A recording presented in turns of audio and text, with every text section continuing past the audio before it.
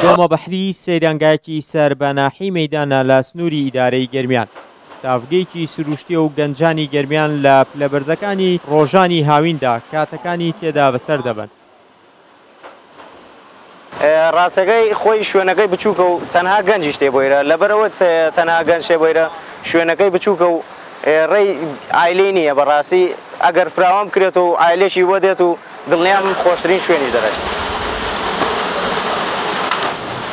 گەنجانی گەرمیان دەڵێن ئەم شوێنە زۆر دڵگیر و خۆشە.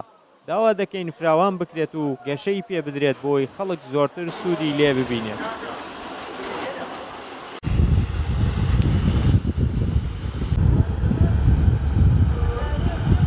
کاگە وەڵای ئێمە لە کەلار هاتینە بە گۆمبەحری ڕاستی جەوێکی خۆشە و حەزەکەین کەمێک گەورەتریکەن و فراوانی کەن و جادەگانی خاصکەن و هیوادار ئێوە جادانە خاصکەن. وەڵای پلەی گەرمی تۆزێ جیاوازی هەیە لە کەلار خۆ دەزانین ئاگرە ئەملا تۆزە فێنەکترە و باشترە و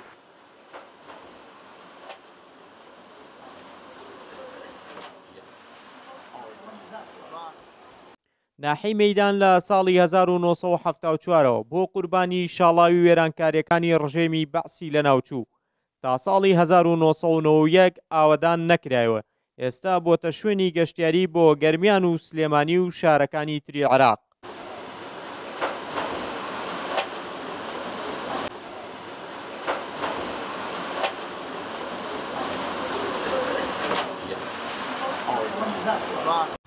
ڕێبین محەممەد شارپرێس گوندی هاجیلەر لە ناحی مەیدان.